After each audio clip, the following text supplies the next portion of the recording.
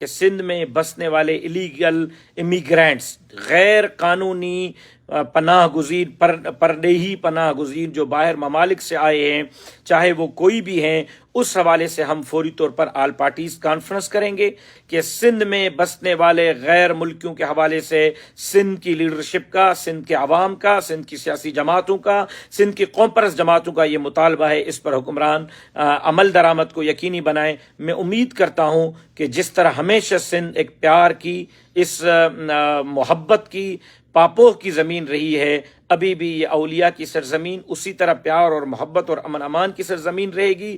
سندھ کے لوگ امن امان کی جو ہے لا اینڈ آرڈر کی سچویشن کو اپنے ہاتھ سے جانے نہیں دیں گے، اور انشاءاللہ العزیز اللہ کرے گا کہ ہم نے جس طرح پہلے سازشوں کا مقابلہ کیا ہے سندھ کے خلاف ہونے والی، اب بھی سندھ کے خلاف ہونے والے سازشوں کا مقابلہ کریں گے۔ سندھ ہماری ہے، سندھ کی دھرتی ہماری ہے، سندھ کا عوام ہمارا ہے، ان کے انچ انچ کی جان کی ہم سب مل کر تحفظ کو یقینی بنائیں گے، اور کسی کو کسی صورت سندھ پر، سندھیوں پر، کسی کی جان پر حملے کی اجازت نہیں دیں گے۔ میں امید کرتا ہوں کہ بلال کاکا کے واقعے کی فوری طور پر تحقیقات کرائی جائے گی، واقعے میں ملوث بندوں کو فوری طور پر کیفر کردار تک پہنچایا جائے گا، جوڈیشل انکوائری کروائی جائے گی۔ بسم اللہ الرحمن الرحیم۔ جمعیت علماء اسلام کا ایک ادنا کارکن کی حیثیت سے سندھ حیدرآباد کے معاملے پر مولانا راشد محمود سومرو نے جو گفتگو کی ہے اس پر کچھ تبصرہ کرنا چاہتا ہوں۔ سید محمد اکرم فاضل جامعہ دارالعلوم کراچی کارکن جمعیت علماء اسلام حضرت نے گفتگو کی ہے مکہ کی مقدس سرزمین پر بیٹھ کر۔ قرآن کریم کے اندر ارشاد ہے فَإِذَا جَاءَكُمْ فَاسِقٌ بِنَبَإٍ فَتَبَيَّنُوا۔ ایک مولوی کی ذمہ داری بنتی ہے کہ قرآن اور حدیث کے اوراق کو پرکھ کر بات کرے، معاملہ کو تہ تک کھوجنے کی بات کرے، کھرجنے کی بات کرے، پھر اس پر گفتگو فرمائے۔ آپ نے کس سے رابطہ کیا، کس سے نہیں کیا، کم از کم اگر آپ کو معلومات نہیں ہے آپ پاکستان تشریف لا کر اس معاملے پر پھر نوٹس لے، اس معاملے کو اپنے معلومات کے مطابق جو ہے وہ جب آپ حیدرآباد چلے جائیں مکمل دونوں فریقوں سے مل لیں۔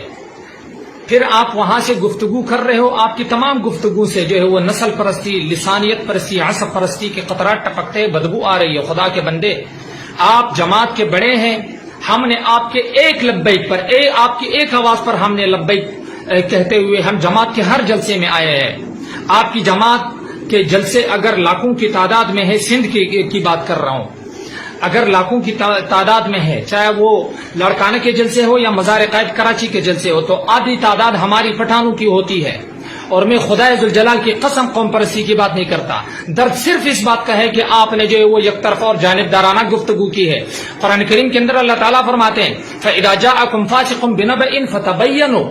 جب آپ کے پاس کوئی بندہ خبر لے کر آئے اور وہ بندہ بے خبر ہو، فاسق یہاں بمعنی لغوی ہے، صحابی کے بارے میں یہ آیت اتری ہے، معلوم کر لیجئے گا، تو آپ اس کو پھر فتبینوا، اس خبر کو پرکھو، اس کو پرکھنے کی کوشش کرو، فٹ سے فتوا نہ لگاؤ، فٹ سے جو ہے وہ کسی ایک طرف نہ ہو جانا، ورنہ گفتگو کرنے کی پھر کیا ضرورت ہے اگر آپ کو معلومات نہیں ہے۔ آپ وہاں اپنے جو ہے وہ معاملات اور گناہ بخشوانے گئے ہو، اور اسی مقدس سرزمین پر حج فریضہ ادا کرنے کے بعد پھر ایسی گفتگو کر رہے ہو۔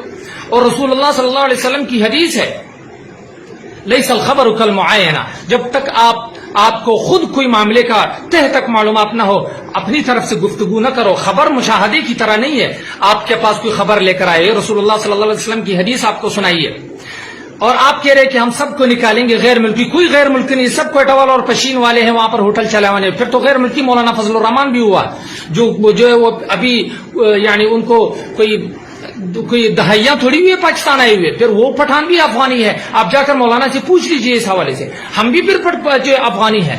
کسی کا باپ ہمیں پاکستان سے یا سندھ سے نہیں نکال سکتا، سندھ تمہارا نہیں ہے، آپ نے باقاعدہ کہا ہے اپنی تقریر میں سندھ ہماری ہے، کوئی سندھ کسی کے باپ کا نہیں ہے، یا پورا پاکستان ہمارے میں ایک دوسرے صوبے میں کمانے کے لیے پڑھنے کے لیے ہم جائیں گے۔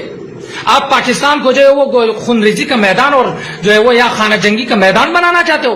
ایک سیاسی مذہبی بہترین مذہبی جماعت کا کارنما ہوتے ہوئے اس طرح کی بات کرتے ہو، اور ہوتے ہوئے باوجود آپ مولوی ہو، اس طرح کی بات کرتے ہو۔